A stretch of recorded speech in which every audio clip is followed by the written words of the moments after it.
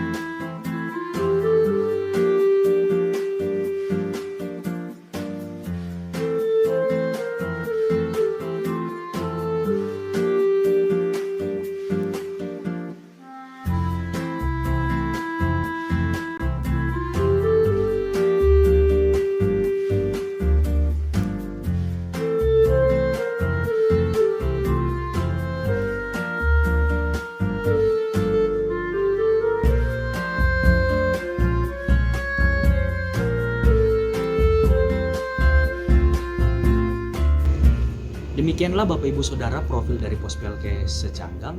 Kiranya Bapak Ibu Saudara berkenan untuk membantu, mendukung dan menopang pelayanan kami. Bantuan Ibu Bapak Saudara dapat diberikan melalui nomor rekening di bawah ini.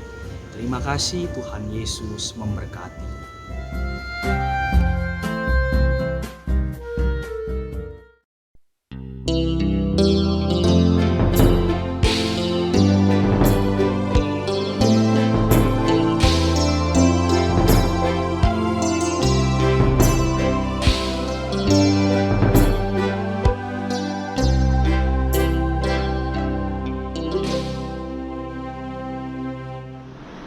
Selamat pagi jemaat yang diberkati Tuhan dimanapun saudara berada. Melalui program Morning Call GPIB, saya Pendeta Rosalin M. Latuher Mole yang saat ini melayani di GPIB Jemaat Getsemani Jember akan mengajak kita semua untuk membaca dan merenungkan firman Tuhan sebelum kita melaksanakan aktivitas kita di sepanjang hari ini. Saudara-saudaraku, mari kita berdoa. Kami menghadap hadirat-Mu ya Tuhan dan bersyukur karena Engkau telah membuka ruang baru kehidupan bagi kami dan telah mengantarkan kami memasukinya. Tuhan, sebelum kami melakukan berbagai aktivitas kami mau membaca dan merenungkan firman-Mu. Tolonglah kami untuk memperoleh pengertian yang benar. Dalam nama Yesus kami berdoa. Amin. Jemaat yang diberkati Tuhan, pembacaan firman Tuhan pada pagi hari ini tertulis dalam 2 Tawarik pasal 18 ayat 12 hingga ayat yang ke-22. Beginilah kata Alkitab. Seruhan yang pergi memanggil Mika itu berkata kepadanya, "Ketahuilah nabi-nabi itu sudah sepakat meramalkan yang baik bagi raja. Hendaklah engkau juga berbicara seperti salah seorang daripada mereka dan meramalkan yang baik. Tetapi Mika menjawab, demi Tuhan yang hidup, sesungguhnya apa yang akan difirmankan Allahku, itulah yang akan kukatakan. Setelah ia sampai kepada raja, bertanyalah raja kepadanya, Mika, apakah kami boleh pergi berperang melawan Ramot Gilead? Atau aku membatalkannya? Jawabnya, majulah dan kamu akan beruntung, sebab mereka akan diserahkan ke dalam tanganmu. Tetapi raja berkata kepadanya, sampai berapa kali aku menyuruh engkau bersumpah, supaya engkau mengatakan kepadaku tidak lain dari kebenaran? Lalu jawabnya, telah kulihat seluruh Israel bercerai-berai di gunung-gunung seperti kambing domba yang tidak mempunyai gembala. Sebab itu Tuhan berfirman, mereka ini tidak punya tuan, baiklah masing-masing pulang ke rumahnya dengan selamat. Kemudian Raja Israel berkata kepada Yosafat, bukankah telah kukatakan kepadamu, tidak pernah ia menubuatkan yang baik tentang aku, melainkan hanya malapetaka? Kata Mika, sebab itu dengarkanlah firman Tuhan. Aku telah melihat Tuhan sedang duduk di atas taktanya, dan segenap tentara surga berdiri di sebelah kanannya dan di sebelah kirinya.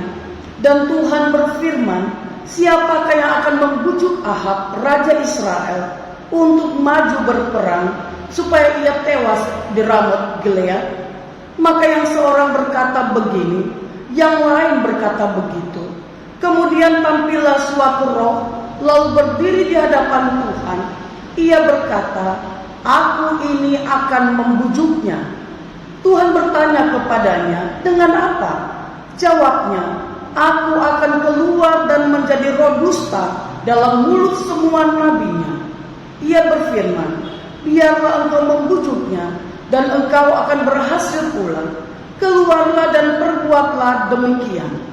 Karena itu sesungguhnya Tuhan telah menaruh roh dusta ke dalam mulut nabi-nabimu ini, sebab Tuhan telah menetapkan untuk menimpakan malapetaka kepadamu. Demikianlah pembacaan firman Tuhan.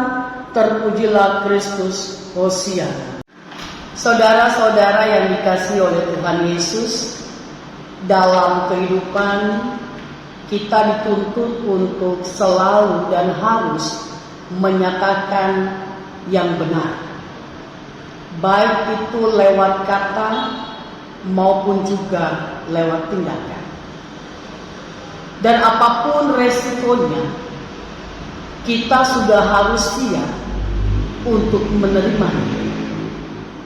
Yang terpenting adalah kita berkata ya, jikalau itu ya, tidak, jikalau itu tidak. Tapi mengapa masih ada orang yang enggan untuk menyatakan kebenaran? Kemungkinan alasannya adalah karena takut. Takut kehilangan pujian, takut kehilangan kedudukan, takut kehilangan harta, takut kehilangan kenyamanan, takut kehilangan kesejahteraan.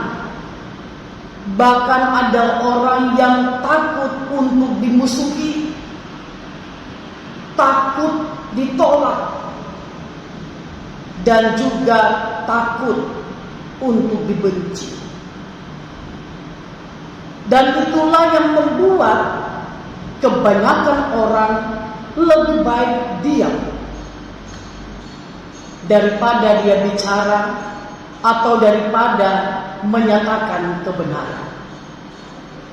Jemaat yang diberkati oleh Tuhan Yesus, perikop pembacaan kita dilatar belakangi oleh cerita yang mengisahkan tentang Raja Ahab yang mengajak Yosafat untuk menyerang Ramot Gilead.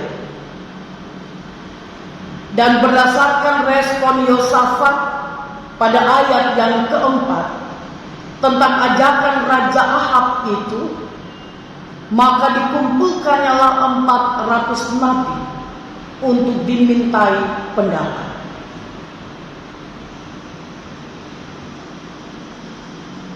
Pendapat mereka sama, yaitu menyuruh Ahab untuk maju berperang, untuk maju menyerang Ramot Gilead, karena Tuhan akan menyerahkan daerah itu kepadanya. Tetapi pendapat dari 400 nabi itu tidak cukup meyakinkan Yosafat, sehingga berdasarkan informasi Raja Ahab juga bahwa masih ada seorang nabi, dan nabi itu adalah Mika, maka Mika pun dipanggil untuk menghadap raja. Saudara-saudara yang dikasihi oleh Tuhan Yesus, pertanyaannya, mengapa di antara 400 nabi yang dipanggil lebih dulu itu, Mika tidak termasuk di dalamnya? Alasannya adalah karena Raja Ahab tidak suka Nabi Mika. Karena Nabi Mika tidak pernah bicara yang baik tentang dirinya. Yang selalu dikatakan Nabi Mika adalah malapetaka. Dan karena itu tidak mengherankan jikalau Nabi Mika tidak ada dalam barisan 400 nabi terdahulu. Saudara-saudara, namun dalam perikop kita, pada akhirnya Mika dihadirkan. Seruan Raja Ahab menjumpai, dan mereka mengatakan apa yang menjadi pendapat dari 400 nabi itu kepada Nabi Mika. Sepertinya mereka mencoba untuk mempengaruhi Mika supaya dapat mengatakan hal yang sama dengan 400 nabi sebelumnya.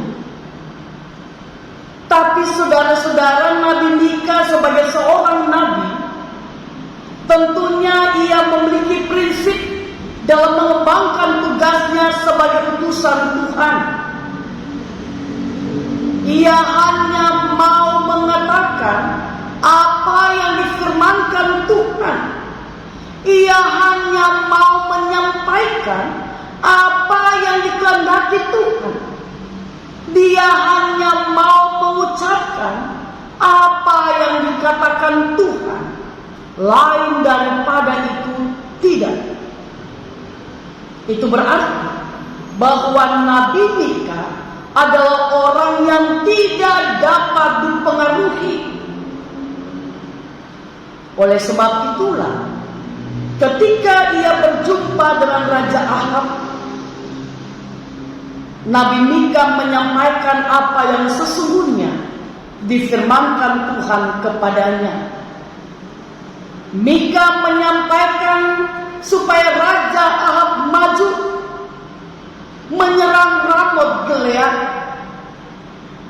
Tapi Mika juga menyampaikan tentang apa yang akan terjadi dengan Israel dan juga dengan diri Raja Ahab. Mika tidak hanya menyampaikan hal-hal yang menyenangkan, tapi ia juga menyampaikan hal-hal yang tidak menyenangkan. Ia tidak menutup atau menyembunyikan sesuatu dari pemberitaannya itu kepada Raja Ahab. Nabi Mika menyampaikan semuanya, tidak seperti yang dikatakan oleh 400 nabi sebelumnya, yang hanya menyampaikan kabar baik yang menyenangkan hati dan telinga Raja Ahab. Saudara-saudara yang dikasihi oleh Tuhan Yesus, Akibat dari pemberitaan Mika yang apa adanya, yang terus terang, yang berdasarkan firman Tuhan yang disampaikan, Nabi Mika pada akhirnya dipenjarakan. Dan akhir dari kehidupan Raja Ahab sama seperti yang dikatakan Nabi Mika, yaitu dia mati di medan pertempuran. Saudara-saudaraku yang dikasihi oleh Tuhan Yesus, maka dengan demikian kita bisa melihat bahwa sebagai seorang nabi, Mika melakukan tugasnya dengan benar. Dia berpegang pada prinsip untuk menyampaikan firman Tuhan. Dia hanya mau berkata yang benar dan tidak takut pada ancaman apapun. Jemaat yang dikasihi dan diberkati oleh Tuhan Yesus, lalu bagaimana dengan kita? Jangan-jangan kita ini sama dengan 400 nabi, bukan seperti Mika yang hanya mau menyampaikan pendapat untuk menyenangkan hati dan telinga orang saja.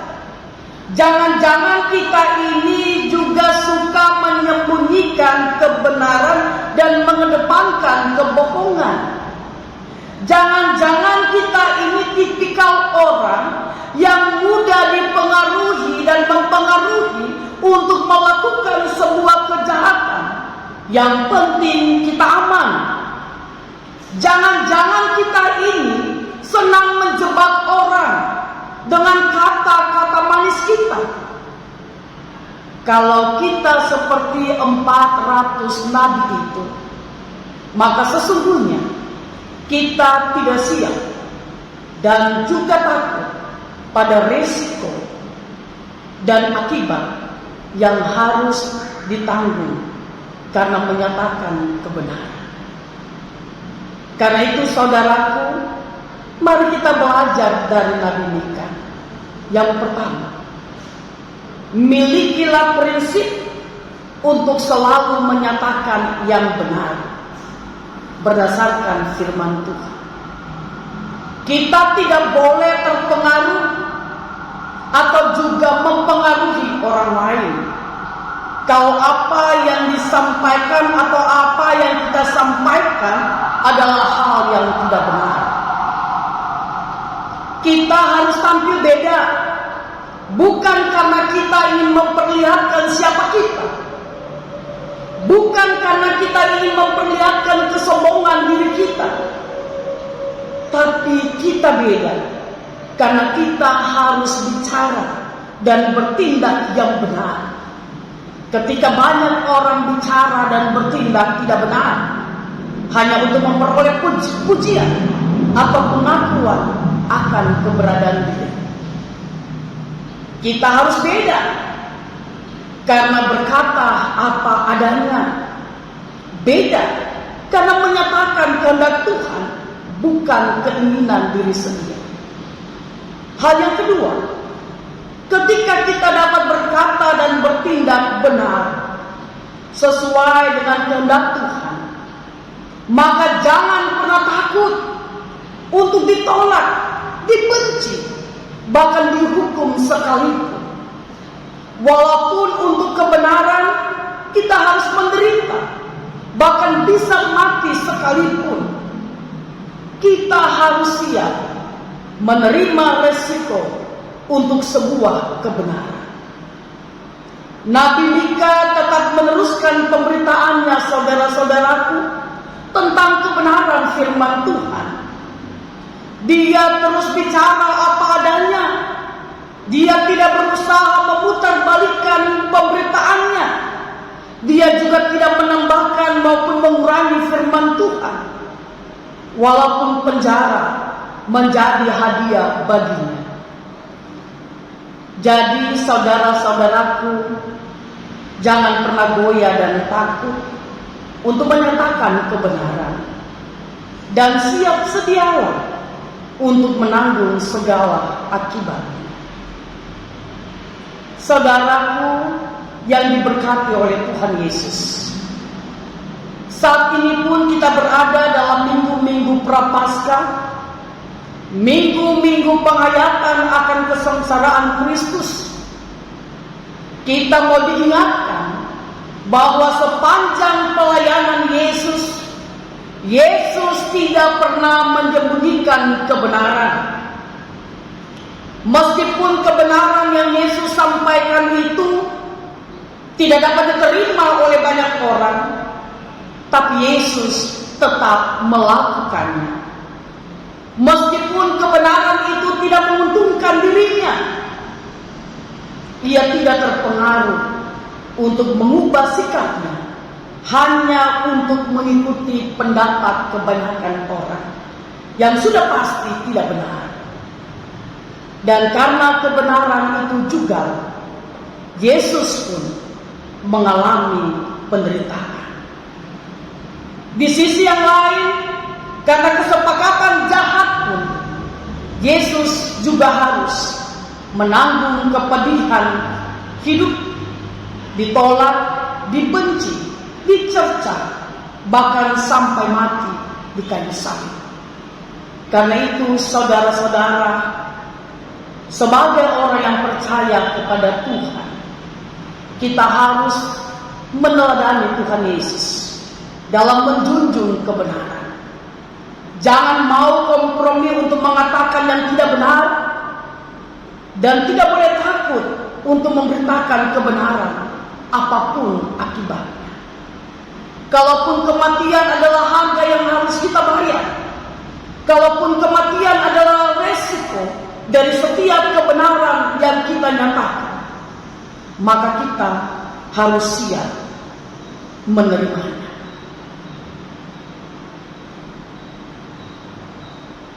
Jangan takut ketika ancaman nyawa itu ada di hadapan kita. Jangan takut ketika kematian itu ada di hadapan kita karena kita melakukan sebuah kebenaran. Jangan karena semuanya itu menakutkan di hadapan kita, lalu kita mulai memutar balik haluan karena tidak sanggup menanggung risiko seperti itu. Saudara-saudaraku yang Tuhan Yesus kasihi,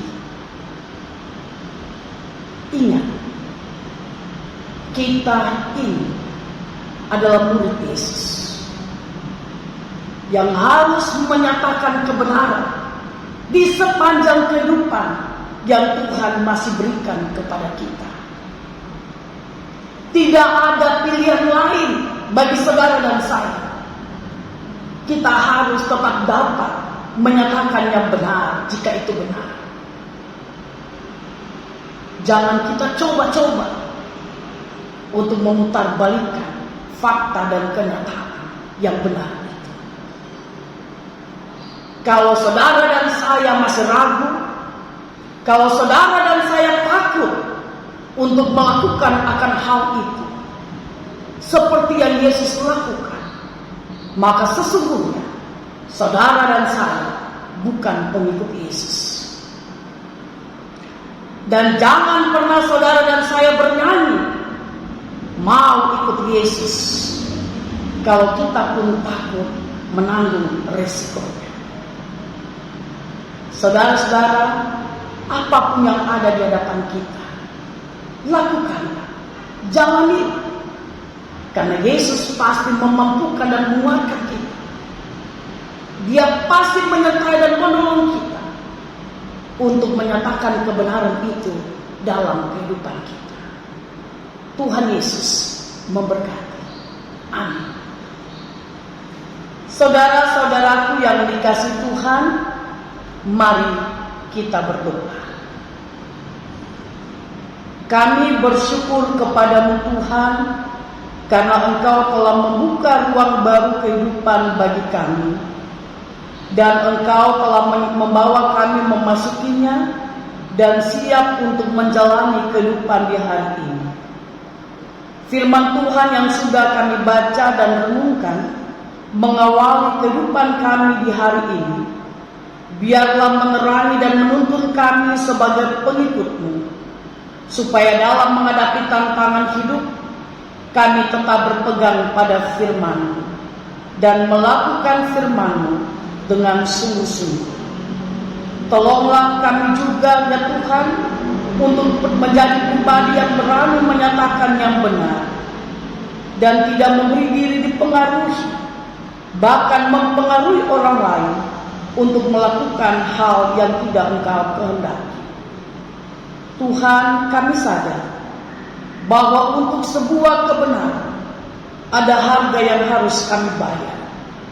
Karena itu siapkanlah dan kuatkanlah kami untuk dapat menerima segala resiko jika kebenaran yang kami nyatakan melalui kata dan perbuatan tidak dapat diterima oleh orang lain. Tuhan Yesus, kehadiran-Mu selalu nyata di dalam setiap pelan nafas dan setiap langkah juang kami. Bahkan Engkau turut bekerja mendatangkan kebaikan dalam hidup kami. Oleh karena itu kami mau menyerahkan kehidupan kami semua di hari ini ke dalam tangan kasih-Mu. Dengan semua aktivitas yang kami kerjakan, baik sebagai pelajar maupun pekerja, agar Engkaulah yang memimpin dan memberkati serta menolong setiap kami. Jadikanlah kami berkat bagi orang banyak, sehingga nama Tuhan juga boleh dipuji dan dimuliakan. Tuhan Yesus, kami juga berdoa dan mohon kepadamu, kiranya kehadiran-Mu juga boleh dirasakan oleh saudara-saudara kami yang ada dalam kesendirian, yang ada di dalam kesusahan, yang ada di dalam kelemahan tubuh, dan yang sedang berjuang mencari pekerjaan.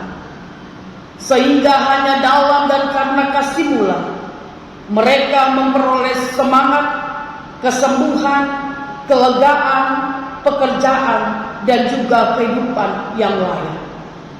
Terima kasih Tuhan Yesus. Inilah doa dan harapan kami yang kami naikkan kepadamu. Ampunilah salah dan dosa kami. Dalam nama Yesus kami berdoa, dan dalam tangan-Mu lah kami menyerahkan hidup kami, kini dan selamanya. Amin.